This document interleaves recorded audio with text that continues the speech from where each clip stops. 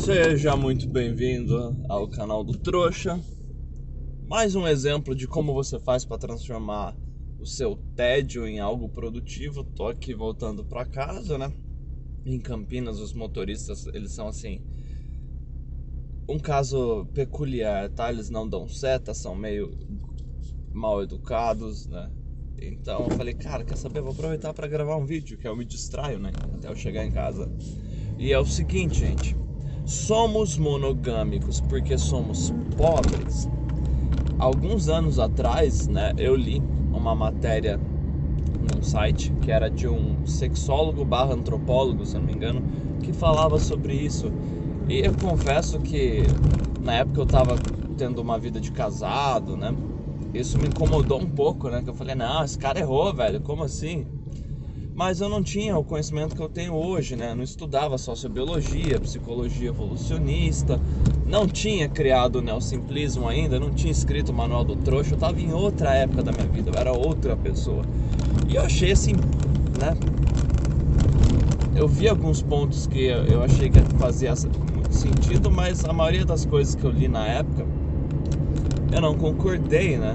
Eu nem consegui entender direito, mas não, a gente não é monogâmico porque a gente é pobre, a gente é monogâmico porque a gente cria laços com alguém, né, e facilita para você criar sua família, né, sendo que uma relação não monogâmica, aberta, você vai dividir mais o seu tempo com outras pessoas, né, e relações superficiais baseadas mais na atração sexual, você não vai conhecer a pessoa a fundo. Isso era o que eu pensava na época, né.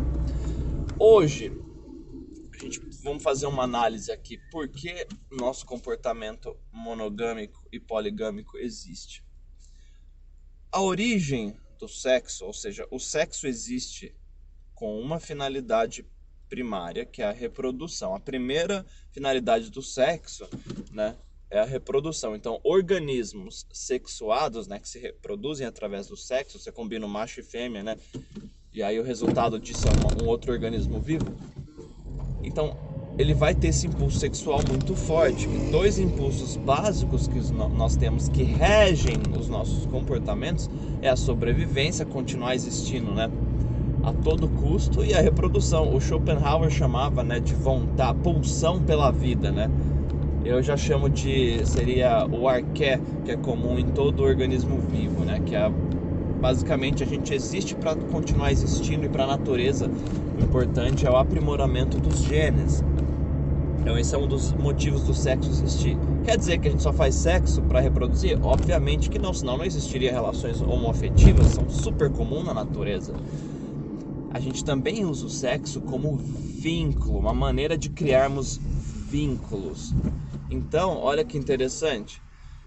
As relações homoafetivas, elas vão entrar aí, e pessoas assexuadas também, como um mecanismo natural de equilíbrio. Se todo mundo só se reproduzir muito, aí acaba o espaço, gente. Pensa na viúva negra, o macho da aranha ali, ele fecunda uma aranha só na vida dele, né? Porque ela come ele depois.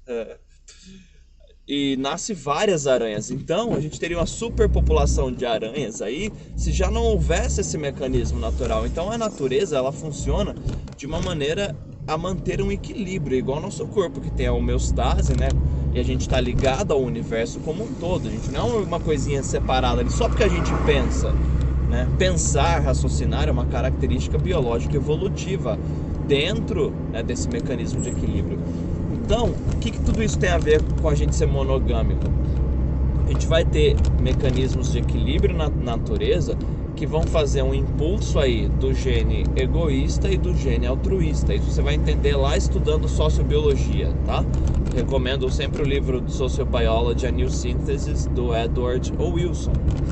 E ele vai explicar o seguinte: nas relações entre os grupos, você vai perceber a manifestação de um gene egoísta, né, que é aquele que é como se o cérebro desse organismo vivo, né, os que têm cérebro, interpretasse que ele tem os melhores genes, então ele prioriza-se, né? E uma ação egoísta, ela não necessariamente vai ser uma ação predatória, né, ou parasitária. Ela pode ser uma relação mutualista. O gene egoísta, ele pode querer servir o outro porque é o que traz mais vantagem para ele, mas ele não faz porque ele é bonzinho, ele serve o outro porque ele percebe que é a melhor maneira dele continuar existindo e ter abundância de recursos escassos. Já o gene altruísta é aquele que sacrifica-se pelo bem do grupo, tá? Então é aquele que ele vai servir demais o grupo, mas mesmo que isso cause a extinção dele. Então assim, ele é aquele que está tendo um ataque ali na tribo, ele vai ficar para se sacrificar para que os outros fujam, entende? Então, egoísta e altruísta nesse sentido de impulso biológico das relações entre os organismos vivos, não há juízo de valor de esse é bom, esse é mau, é tudo assim, amoral. Nós colocamos os juízos de valor, e dependendo de qual lado você tiver, se a sua extinção estiver sendo potencializada, você vai falar que o impulso é bom, é proveitoso, é correto. Se estiver sendo o impulso da sua extinção estiver sendo potencializado, você vai falar que é mal, entendeu? No final das contas, você está querendo salvar a sua própria pele. Então, quanto mais abundante é um recurso para você, seja parceiros sexuais, seja comida, quanto maior a abundância, menos valor, no sentido de importância, você dará para aquilo. Isso é um fenômeno natural, eu posso te dar vários exemplos aqui, e isso interfere também nessa dinâmica sexual. O impulso do macho e da fêmea, nesse sentido, ele é um impulso distinto, gente. A fêmea, uma vez que grávida, ela fica extremamente vulnerável ali. Ela fica extremamente vulnerável. Porque ela vai ficar ali um ano inteiro com outro organismo vivo dentro dela, consumindo recursos, né? O bebê, aí o filhote. O macho, ele já tem o impulso de fecundar o máximo de fêmeas possível. Ele é muito menos seletivo do que a fêmea nesse aspecto. A seleção do macho aí é aquela coisa de características físicas, né? Principalmente nos humanoides aí, né? Pensa ali nos tipos de humano que nós tivemos lá, né? Neandertal, depois, né, o Homo erectus, Neandertal e depois o Homo sapiens, né? Então, o homem, ele vai priorizar a fêmea com algumas características físicas, porque é como se o cérebro dele interpretasse que se ele misturar os genes dele com aquela fêmea, o resultado daquilo vai ser um organismo vivo melhor, né? A melhor combinação possível. Já a fêmea, ela também tem algumas características físicas que ela vai dar prioridade aí no macho, porém, as características comportamentais vão ter um peso ainda maior que as físicas. Por quê? Se o cara só for belo, forte aí, mas ele não tiver engenhosidade, não tiver uma postura de alfa no sentido de alta hierarquia social, e a fêmea pode ser alfa também, tá? Alfa não tem a ver com sexualidade, com gênero, né? Pode ser macho e fêmea alfa aí. Então ela não vai escolher esse macho. No entanto, se tiver um outro macho com não tão boas características físicas, não é que o cara tá ali deformado, fraquinho, né? Que isso vai deixar ele com uma aparência mais repulsiva, gente.